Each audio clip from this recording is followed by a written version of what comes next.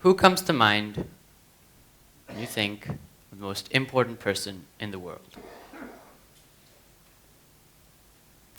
I remember when I was in 8th grade and my English teacher asked the class this very same question. As you would expect from a class of 12-year-olds, the first answer to come up was my mom. Second answer was the President of the United States. Not really where I'm going with this talk. Then there was my answer. Teachers. Now, I don't think I need to elaborate on what that did to my popularity in that class, judging from the suck up in the background. But it was something I really believed in. I mean, I was also failing English, and I kind of needed some good grades. That's just a minor detail. We'll just ignore that. But now, despite the fact that I'm not failing English anymore, I've come to realize I would answer that question in exactly the same way. We commonly think that the people who have the most money have the power, that the people who can push the big red button have the power. But we forget to ask ourselves these questions. Where did they come from? Who shaped their path? What is that one constant in the life of every single student? A teacher. See, teachers possess the ability to shape the minds of children. Their minds are like soft, wet clay, free of prejudice and full of innocence. That is why so many throughout history have tried to implement their ideas by corrupting the education system. This can be seen when Hitler made vast changes to the public education sector in Germany to indoctrinate the youth with Nazi ideals. The Soviets did the same too, brainwashing the upcoming generations with the greatness of communism and their leaders. That's just how history operates. You got your guys with ideas, and you got your guys with different ideas. They clash, they try to mold each other's clay. If that doesn't work, they fight. The winner then emerges from the scuffle, and proceeds to go on their quest to mold other people's clay.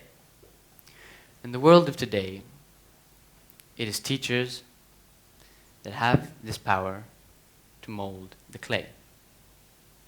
They could choose to mold it like Hitler did, for example, creating a culture of constructing a society built upon the values of hatred and ignorance, or they can choose to mold it like Socrates did to Plato, for example, creating a mindset of moral and spiritual purity. Essentially, what I'm really trying to say here is that it is teachers who are in control of our future. Yet in spite of this notion, they aren't treated as such. I remember this one little story my 7th grade teacher told me. We'd all just go back from winter break, and what's common to do is that we share our stories of our vacation, and that was none too different from what we did. Mr. Steele, my 7th grade teacher, turns out he went to Madrid with one of his friends. He had joined a tour group, and being a chatty guy, naturally, within a couple of minutes, he had struck up conversation with another tourist. Soon enough, being adults and all, the question of what do you do arose. This question managed to engulf the entire group, and soon enough, everyone was spouting off what they did to one another. It was a doctor, lawyer, banker, data analysis technician, teacher, physicist teacher. Suddenly, all the laughter, all the chatter descended into an awkward silence. Someone then decided to break it by asking, "Isn't that code word for I didn't study at school?" This story definitely killed the mood in that classroom. Well, I mean, there wasn't much of it to begin with. I mean, we had just got back to school. But it definitely left a mark on me.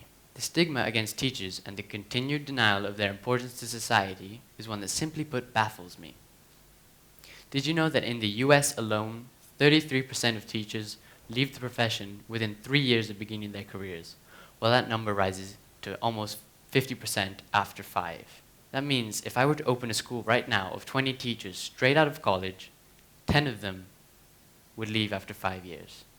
There are many valid reasons for this. First one being low pay. Yes, we actually live in a society where people who throw a ball into a basket earn more than the nurturers of the next generation. Now, I'm a basketball fan, so this is hard to say, but it's the truth. The second reason for this high defection rate amongst teachers is stress. Yes, stress. Being a teacher is tough. We were all kids once. We had those 2 or 3 teachers which we really loathed with a passion because they were the types of teachers to give surprise tests the day you go back from summer vacation. They were the types of teachers to give homework every single day, and they get mad at you when you say, I have other homework to do, I can't do it, it's too much. And then they would refrain from saying, I have other students' homework to mark, I have other lessons to plan. As Newton said, for every reaction, there is an equal and opposite reaction. For every pile of homework we did up until midnight, there was a pile of homework a teacher had to mark until midnight. So being a teacher is much tougher than we think. Take this for an example. My sister is due to graduate this year.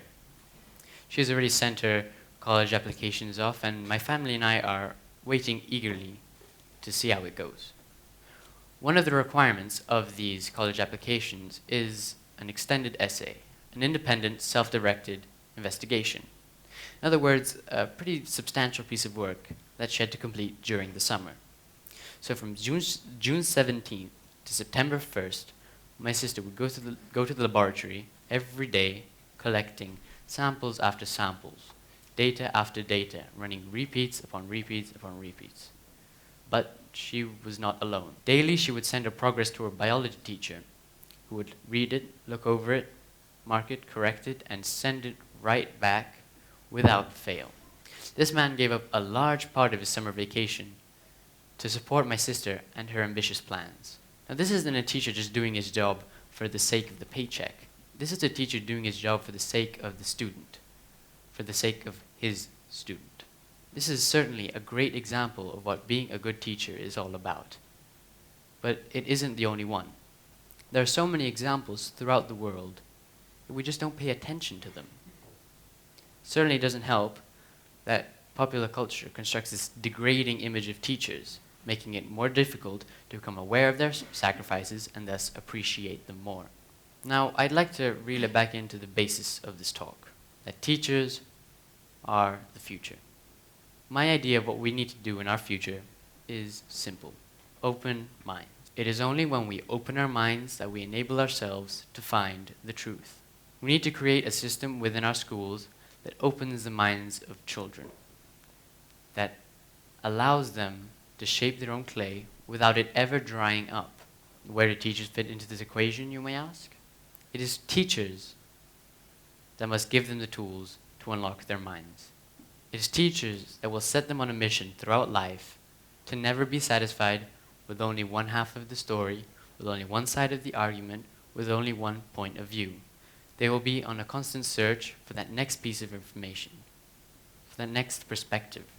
All of this so that whatever line of judgment these children choose to take, it is not one bred by hatred or by ignorance, by fear or by prejudice. In this society I envision, one I hope will play a part in realizing, it is the teachers that are the NFL quarterbacks, the orchestra conductors, the miracle workers, the biggest cog in this ever-turning machine we call life. This bizarre fantasy of mine, I would say that teachers possess the keys in unlocking a brighter future for us all. Thank you very much.